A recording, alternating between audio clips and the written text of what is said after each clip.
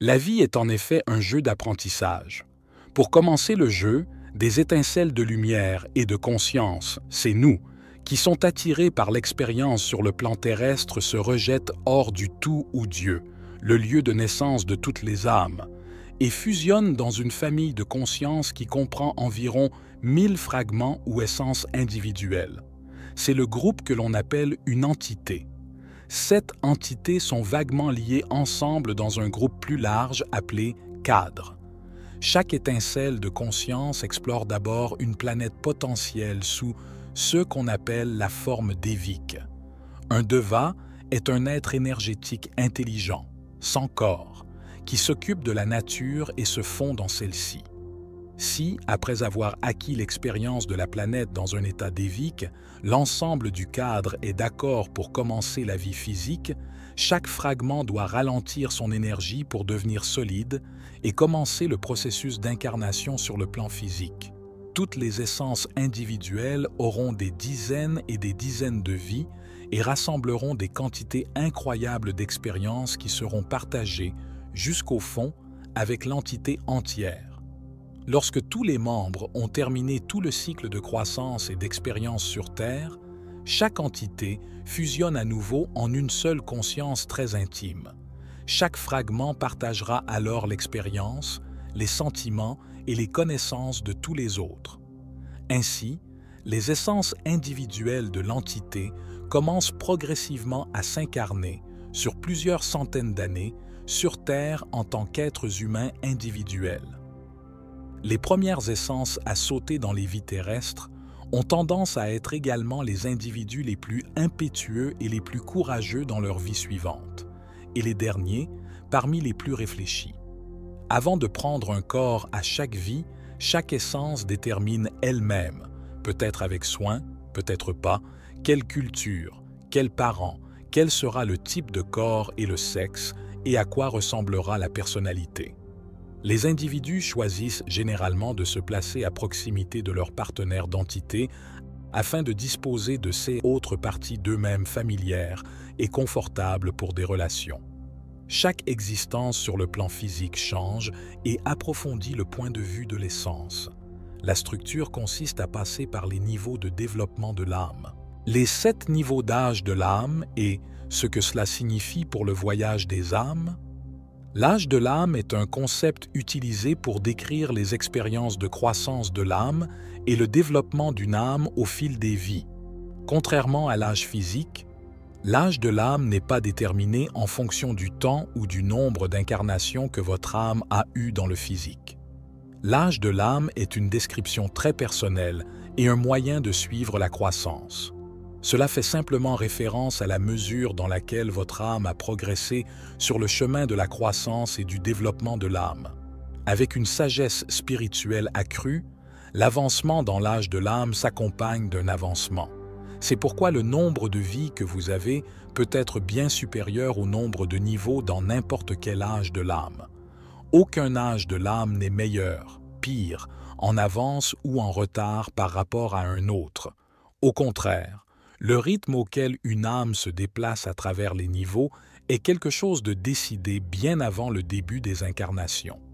Certaines âmes traversent les âges rapidement et d'autres aiment prendre leur temps pour expérimenter le plus de profondeur et d'apprentissage possible à un certain niveau. Une fois que l'âme a parcouru tous les niveaux de chaque âge de l'âme, un nouveau cycle commence sur le plan spirituel. L'apprentissage de l'âme se poursuit, mais pas à travers des incarnations physiques, mais dans les domaines spirituels. L'âge de l'âme ne reflète pas le nombre de vies que vous avez vécues. Cela reflète davantage la façon dont vous avez grandi grâce aux expériences que vous avez vécues au cours de votre vie. Rappelez-vous également qu'aucun esprit n'est plus avancé qu'un autre. Nous sommes tous simplement dans des endroits différents et vivons des expériences différentes au cours de nos voyages évolutifs. Les 7 âges terrestres de l'âme comprennent l'âme infantile, l'âme bébé, l'âme jeune, l'âme mature, l'âme vieille, l'âme transcendantale et l'âme infinie. Chacun de ces âges de l'âme a 7 niveaux. Au moment où un esprit atteint le 5e âge de l'âme, il a développé une large compréhension de la vie et comprend qu'il ne fait qu'un avec la tapisserie universelle. La plupart des âmes sur Terre en ce moment se situent entre l'enfance et la maturité. Grâce à de nombreuses âmes anciennes, elles reviennent pour aider à inaugurer l'ascension et l'illumination de la planète et de toute l'humanité. L'âme infantile. Pour les âmes de cette époque, apprendre à survivre est la principale préoccupation. Lorsque vous commencez le voyage spirituel sous forme humaine, vous devez surmonter beaucoup de peurs. Beaucoup de ceux qui naissent dans des conditions primitives sont des âmes infantiles. De l'extérieur, ces durées de vie souvent courtes semblent difficiles et indésirables, car il existe un certain nombre d'obstacles et de défis à surmonter en permanence. L'éthique et la moralité ne sont pas une préoccupation majeure, tandis que la recherche du plaisir et l'évitement de la douleur sont primordiales. Ce qui est génial avec les âmes enfants, c'est que parce qu'ils sont si nouveaux dans l'expérience humaine, ils sont souvent plus connectés à l'esprit et à la nature que les autres personnes. Ils maintiennent un sentiment d'unité avec le divin tout au long de leur vie et ont tendance à être de simples gens terrestres. Notre société est généralement trop perplexe et complexe dans ses exigences pour être un endroit où les âmes infantiles se sentent à l'aise de choisir. Les âmes n'auront pas tendance à chercher un emploi régulier car c'est trop compliqué et trop impliquant à gérer. Vivant en marge de la société, ils sont souvent perçus par le reste de la population comme incompétents ou légèrement désaccordés. La planète Terre est proche du moment où la dernière âme infantile s'incarnera. Beaucoup moins de gens entament des cycles ici aujourd'hui qu'il y a 100 ans.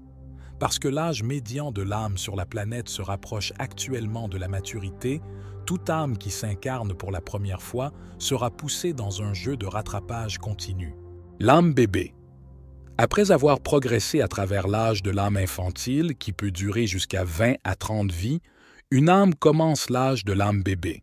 Cette âme a vécu de nombreuses expériences sur Terre et est donc moins craintive et plus sophistiquée. Même si la vie est encore souvent perçue comme effrayante, c'est le moment de démontrer que l'on peut faire les choses correctement.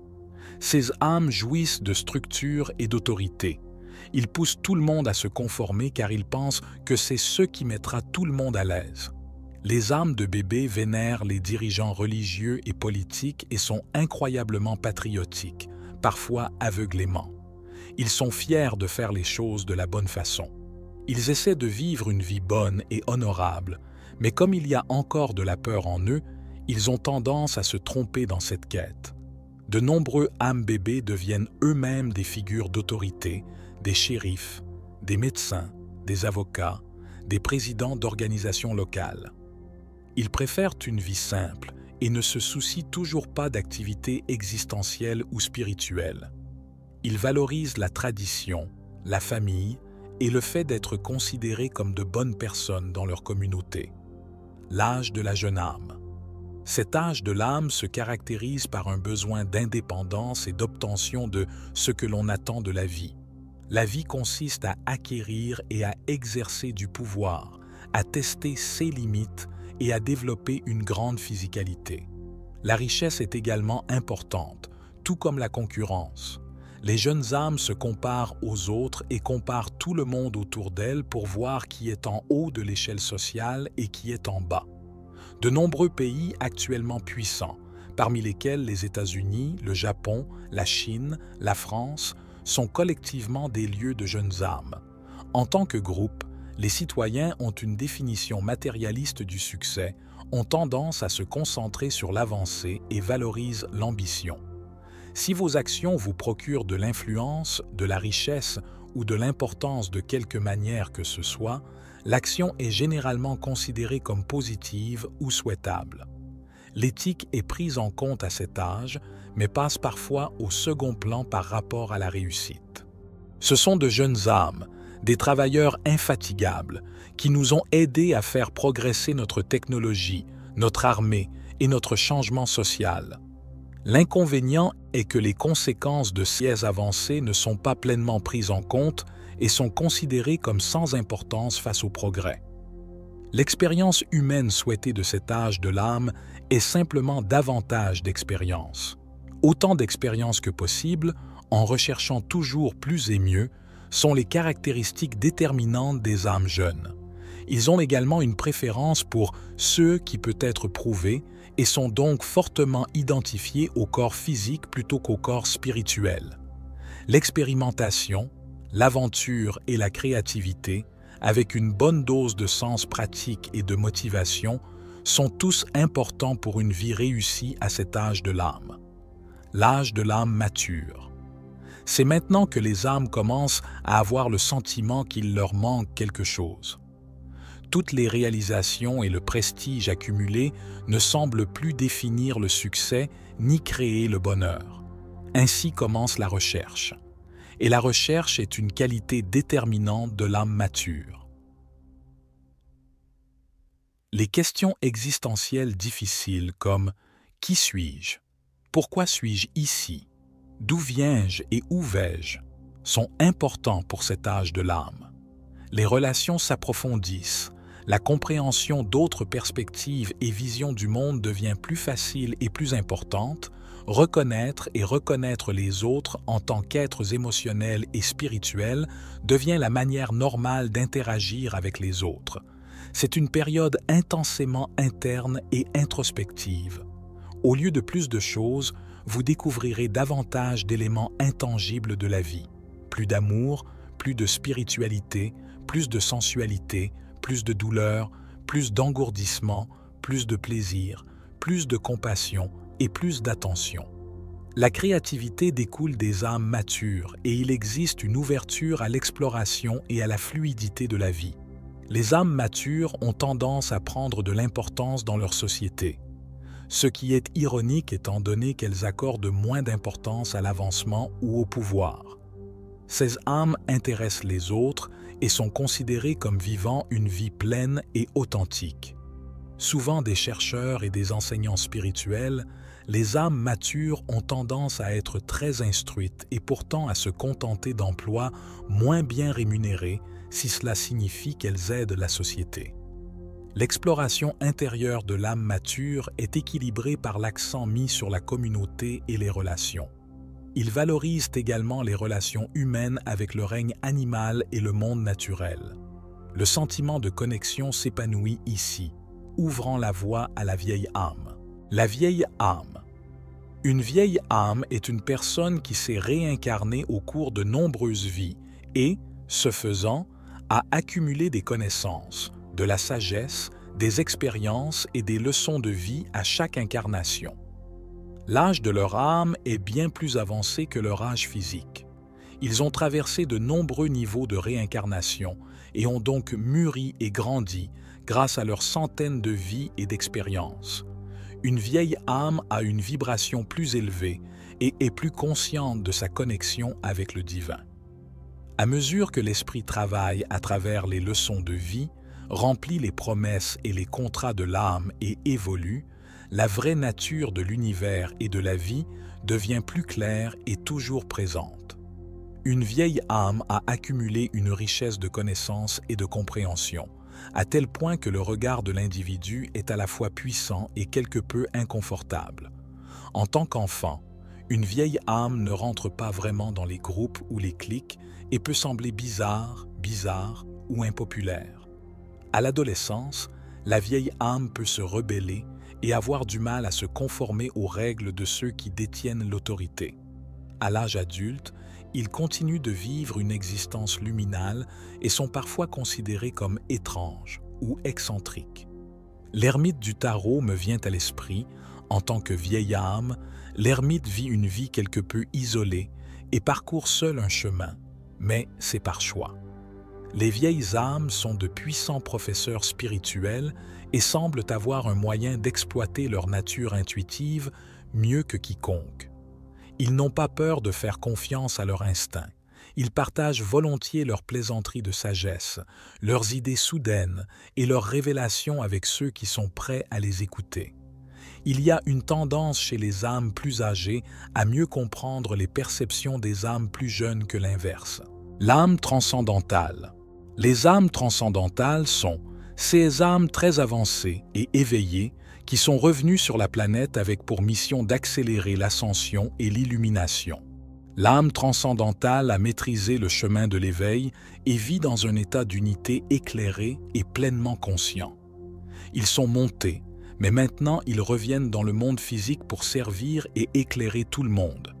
En raison du climat rigoureux de la Terre, ils peuvent parfois sortir de leur état d'éveil complet. Mais pas pour longtemps, et ils reviennent à un état clair, centré, équilibré et conscient où ils peuvent accéder à toutes les dimensions de l'expérience et à toutes les couches de la réalité. Leur mission est le service, et par leur présence et leurs enseignements, ils mettent en lumière le pouvoir de l'unité, de l'amour et de l'éveil de tous. L'âme infinie. Le niveau de l'âme infinie est la dernière incarnation en tant qu'être physique pour une âme avant de s'unir pleinement au champ plus vaste de l'univers entier, à l'unité de la création et de tout. Les âmes infinies sont la pleine manifestation de tout, ce qui est dans le physique. Leur message et leur enseignement par l'exemple sont simplement de l'amour. Ces âmes n'ont rien à voir dans l'incarnation physique. Ils sont là pour ouvrir la voie à l'éveil pour tous en étant simplement l'incarnation complète de tout ce qui est. La présence des mets infinis est si vaste, si vibratoire et puissante que leur durée de vie dans le physique ne dure généralement pas longtemps. Au contraire, ils peuvent venir sur Terre pendant une courte période, entrant dans la pleine incarnation avec la pleine présence de leur âme plus tard dans la vie, comme ce fut le cas avec Bouddha et Jésus. Où ils peuvent entrer et sortir du physique, les âmes infinies sont considérées comme de grands avatars et enseignent toujours l'unité et l'amour. Alors que l'humanité continue sur le chemin de l'ascension, nous verrons l'apparition d'âmes plus anciennes, d'âmes transcendantes et d'âmes infinies dans les années à venir. L'avancement de l'âme transcende la religion, le sexe ou l'âge, donc ces âmes infinies transcenderont ces restrictions en termes de comment et quand ils apparaissent également. La régression dans les vies antérieures est un processus utilisé pour se connecter aux expériences de vie antérieures de votre âme. Tant en termes d'expériences de vie passée difficiles que vous pouvez guérir, qu'en termes d'expériences de vie passée magiques sur lesquelles vous pouvez vous appuyer. C'était David pour la sagesse infinie. Soyez bénis mes amis.